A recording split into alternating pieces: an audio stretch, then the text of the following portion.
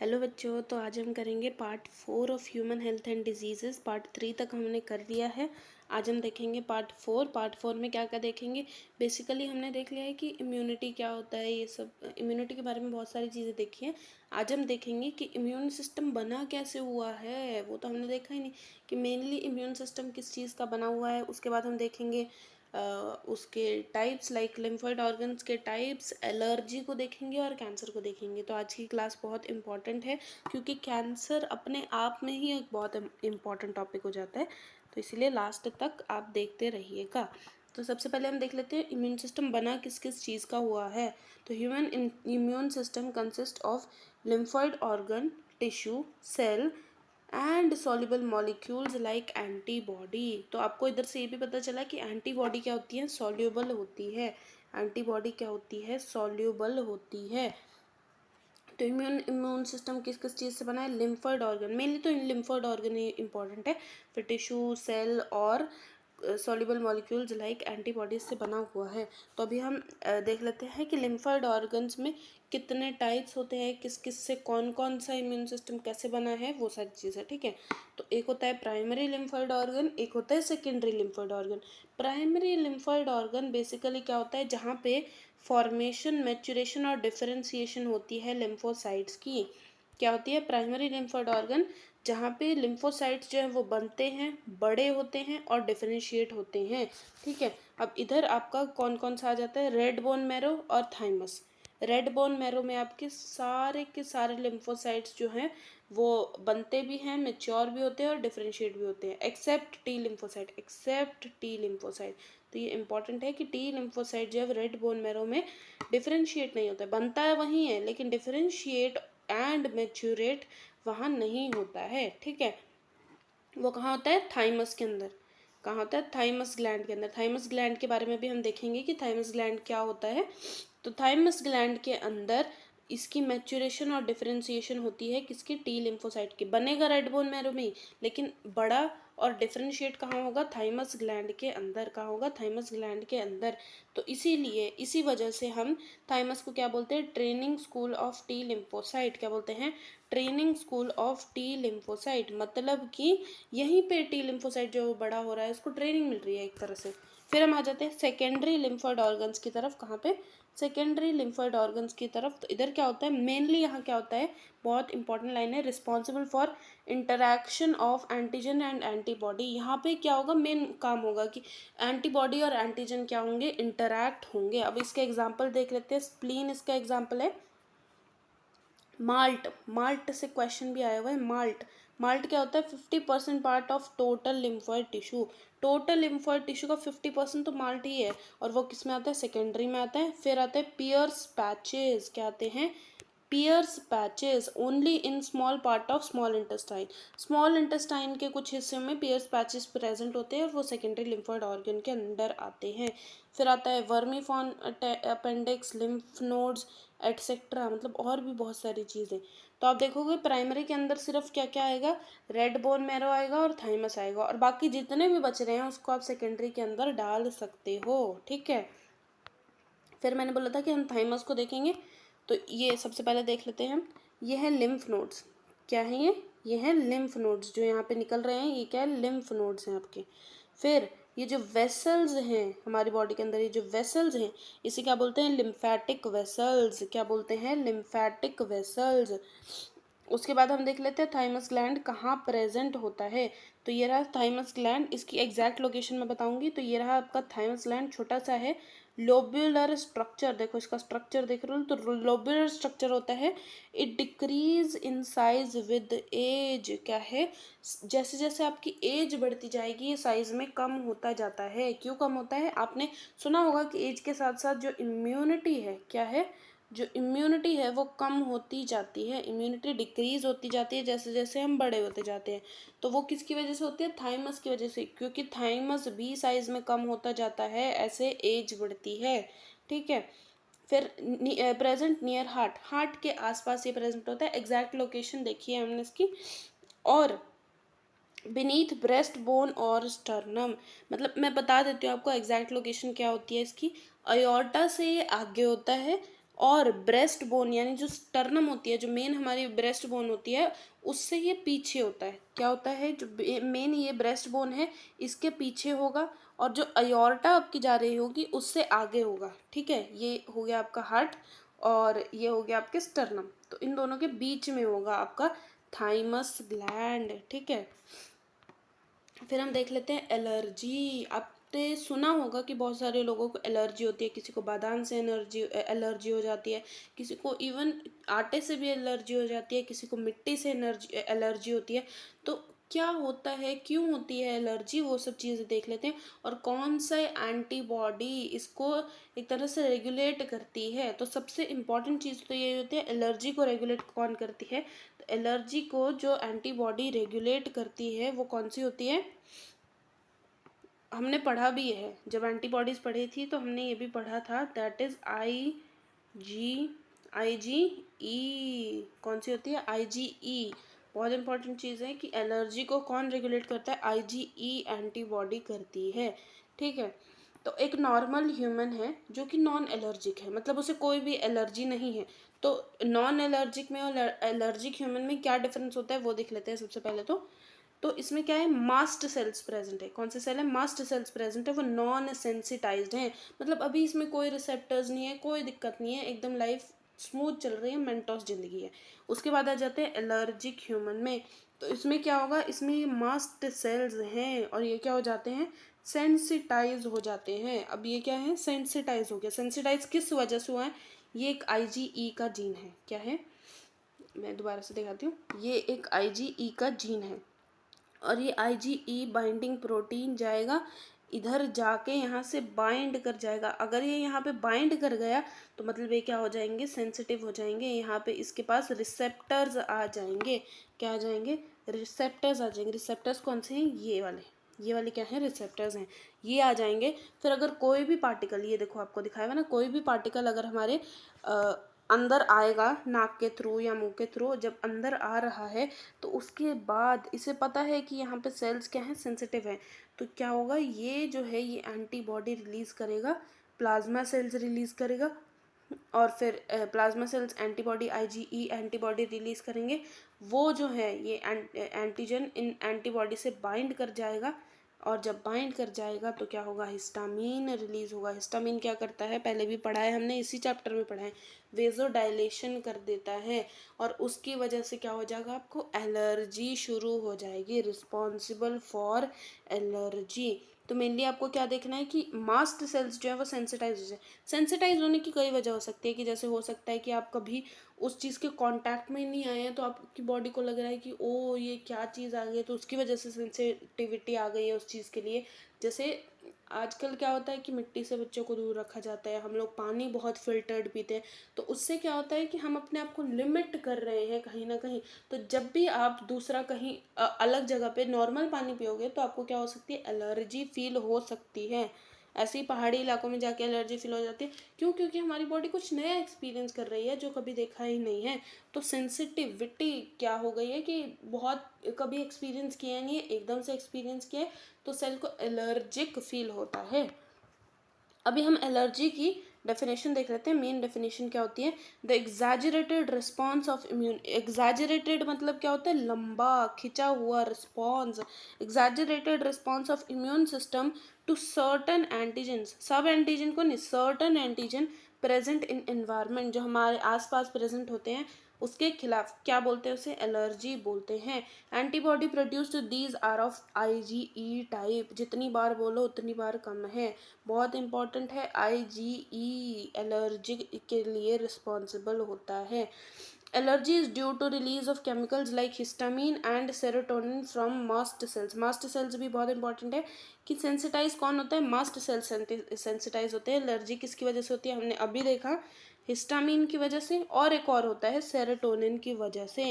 ठीक है, उसके बाद देखते हैं use of drugs like anti histamine. Histamine को अगर आने से रोक दिया जाए तो क्या होगा, एलर्जी से हम बच जाएंगे।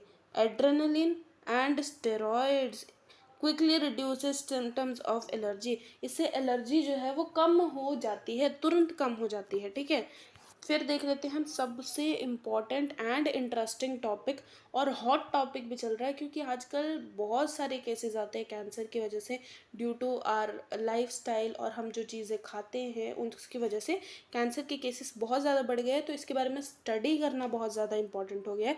तो क्या होता है कैंसर में, क्या होता है मेनली हमारे बॉडी के सेल्स, हमारे बॉडी के सेल्स खुद के कंट्रोल में रहते ही नहीं हैं, वो बौखला जाते हैं, वो कुछ भी करने लगते हैं, हमारे खुद के सेल्स ही दुश्मन बन जाते हैं एक दूसरे के।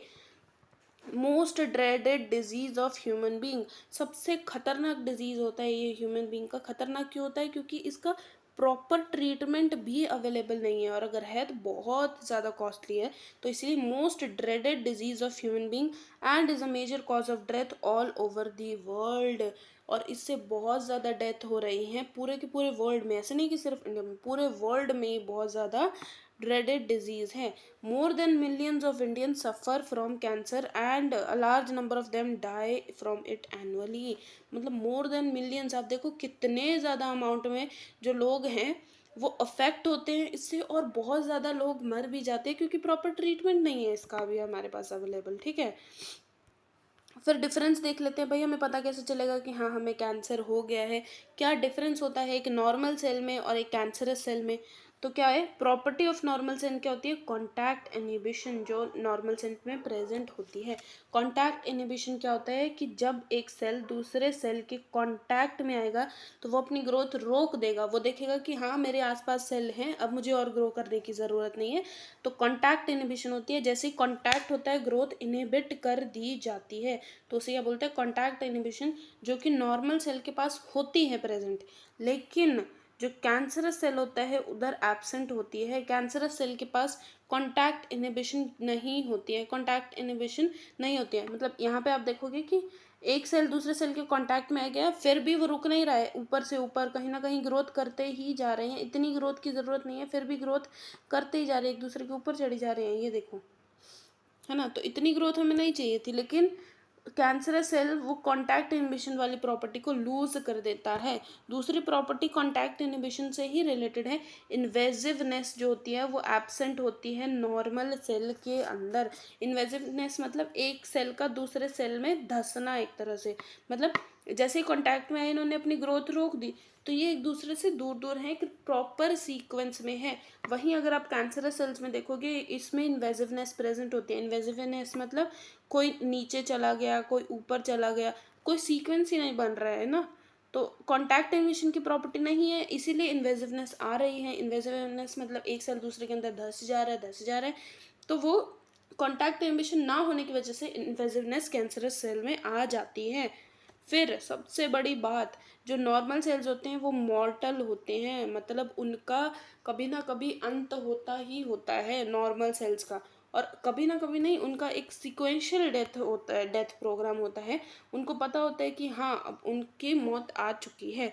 वहीं जो कैंसर सेल्स होते हैं वो इनमॉर्टल होते हैं, यानी अमर होते हैं। सबसे बड़ी दिक्कत तो यही आ जाती है कि कैंसर सेल्स अमर होते हैं, वो मरते नहीं हैं। फिर टीलोमेरेज एंजाइम एक्टिविटी यहाँ एब्सेंट होती है और यहाँ प्रेजेंट होती है, यानी एक्टिव होती है। अभी टीलोमेरेज एंजाइम एक्टिविटी क्या होती है वो देख लेते हैं नॉर्मल सेल और कैंसरस सेल के अंदर। तो ये है आपका टीलोमेरेज सीक्वेंस, दिखाती हूँ मैं आपको। ये है आपका टीलोमेरेज सीक्वेंस जो क्रोमोसोम के ऊपर ये लगा हुआ है, इसको क्या बोलते हैं टीलोमेरेज सीक्वेंस। जैसे ही ये सीक्वेंस खत्म हो जाएगा तो टीलोमेरेज एंजाइम एक्टिव नहीं है, अभी नॉर्मल सेल में एक्टिव नहीं होता है टीलोमेरेज एंजाइम। तो तब क्या हो रहा है, तब ये हो रहा है कि telomerase sequence after cell division 50 generation, जब इसने सेल डिवीजन की कंप्लीट कर ली है, टीलोमेरेज सीक्वेंस जो है वो खत्म हो जाएगा। जैसे ही ये खत्म हो जाएगा ये एपोप्टोसिस कर लेगा, यानी प्रोग्राम्ड सेल डेथ। अपने आप ही इसे पता चल गया है कि अब मेरी मौत आ चुकी है, तो ये अपने आप को ही प्रोग्राम सेल डेथ में डाल देगा और बेसिकली क्या हो जाएगी, इसकी डेथ हो जाएगी।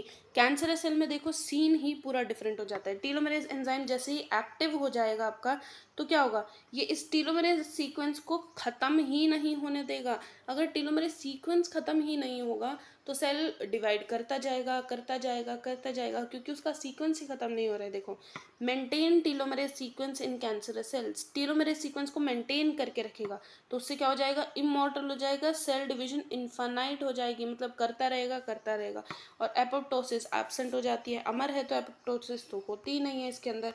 फिर कैंसर हम देखते हैं कि किस वजह से हो जाता है। ये तो हमने देखा है कि नॉर्मल सेल और कैंसर सेल में डिफरेंस क्या होता है। अभी हम देखते हैं कि किस वजह से हो रहा है।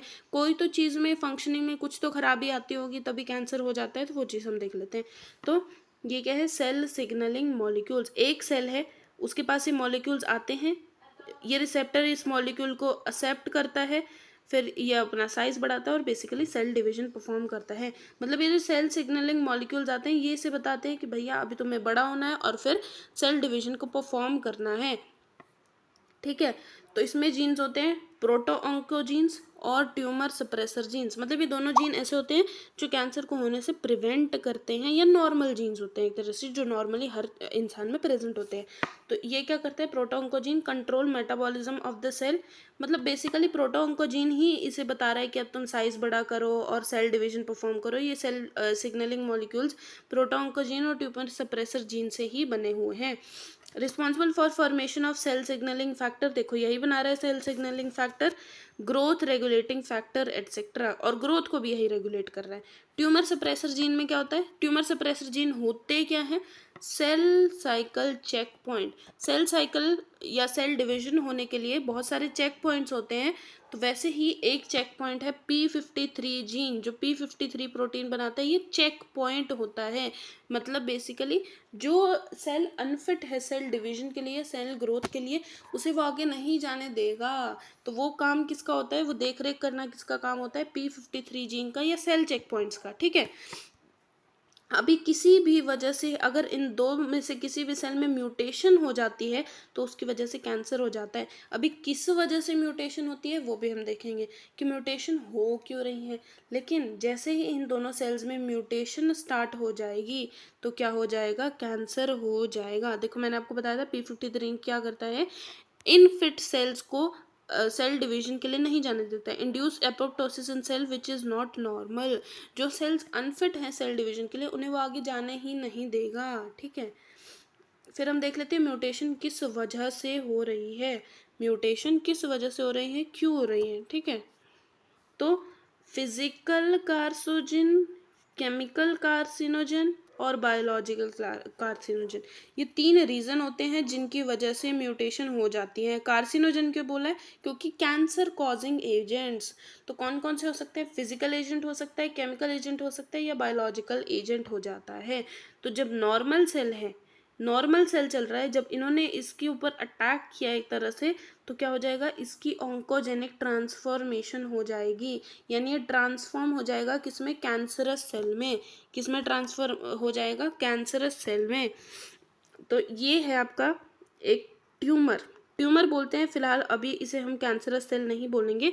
क्यों नहीं बोलेंगे, क्योंकि एक पैकेट में बंद है। एक पैकेट में बंद बहुत सारे सेल्स लगातार डिवीजन करते जा रहे हैं, कोई हद ही नहीं है इनके डिवीजन की। बस इतना मान लो कि पैकेट में बंद हैं फिलहाल तक, पूरे शरीर में फैले नहीं हैं। अभी कैंसर सेल्स नुकसान किस तरह से पहुंचाते हैं हमारी बॉडी को, जो ये ब्लड वेसल्स होती हैं, कैंसर में दिखाती हूँ आपको, जो ब्लड वेसल्स होती हैं ये सारी ब्लड वेसल्स को अपनी तरफ ले आते हैं। ये देखो यहाँ पे सारी ब्लड वेसल्स को अपनी तरफ ले आते हैं।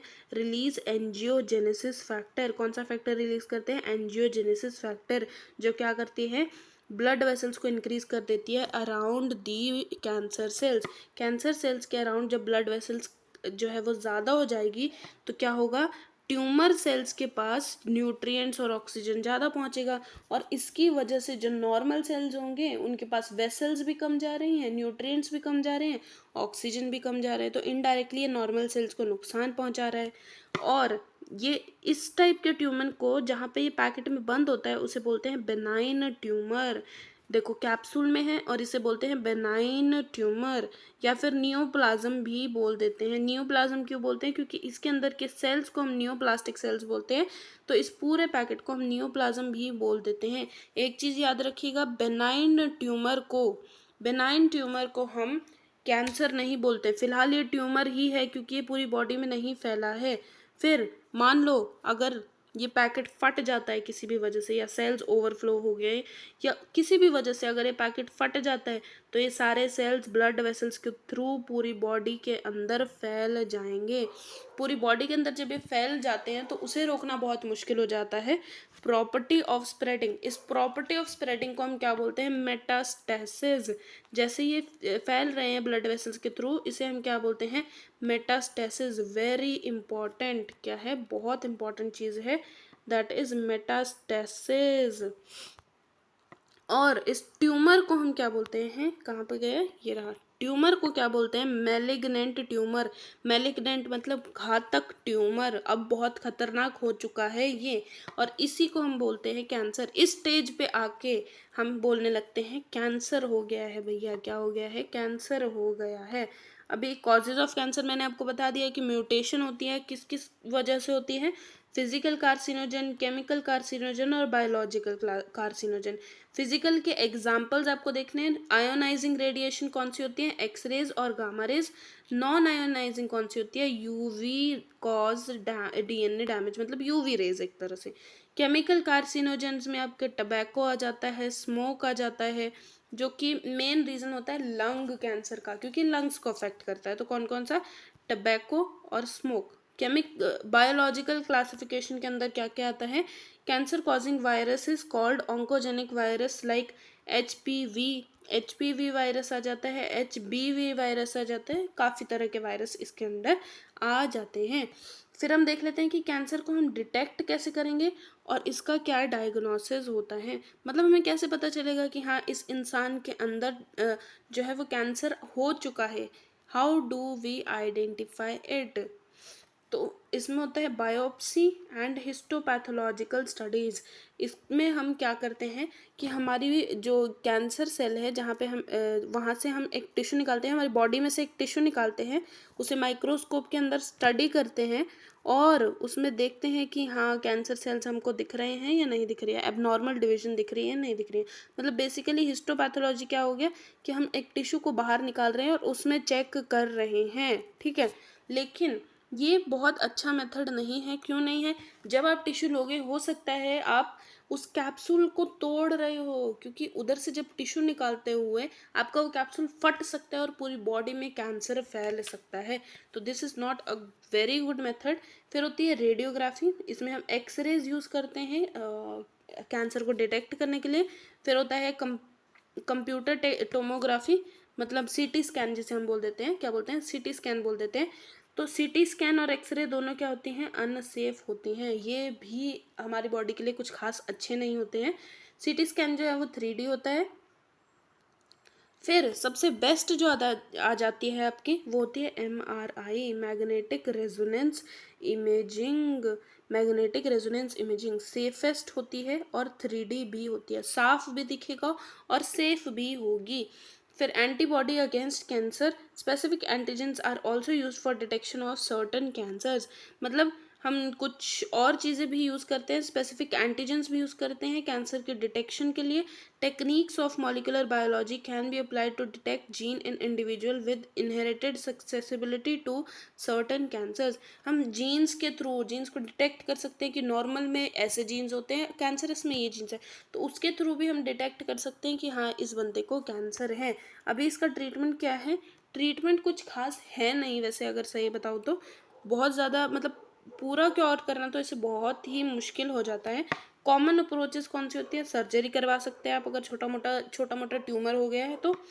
कीमोथेरेपी में आपका विनक्रिस्टीन और विनब्लास्टीन आ जाता है। इम्यूनोथेरेपी में आपका अल्फा इंटरफेरॉन आ जाता है। इंटरफेरॉन्स हमने पढ़े हैं वायरस के मामले में, तो इसमें क्या आ जाता है? अल्फा इंटरफेरॉन आ जाता है इम्यूनोथेरेपी में। रेडिएशन थेरेपी क्या होती है? Gamma rays. गामा रेज क्या करती हैं कि जो कैंसर सेल्स होते हैं ना, उसका स्पिंडल फाइबर तोड़ देती हैं, और स्पिंडल फाइबर्स बहुत इंपॉर्टेंट होते हैं सेल डिवीजन के लिए। अगर वो टूट जाएंगे तो सेल डिवाइड नहीं कर पाएगा, तो एक तरह से हम थोड़ा रोक सकते हैं कैंसर को, ठीक है। तो रेडिएशन थेरेपी उस चीज़ में हेल्प करती है। अभी आपने देखा होगा कि जो कैंसर पेशेंट्स होते हैं उनके बाल उड़ जाते हैं। वो बाल क्यों उड़ते हैं? वो कैंसर की वजह से नहीं उड़ते हैं, वो इन दवाइयों की वजह से उड़ जाते हैं। हमें पता है कि दवाइयों का कुछ ना कुछ साइड इफ़ेक्ट होता है।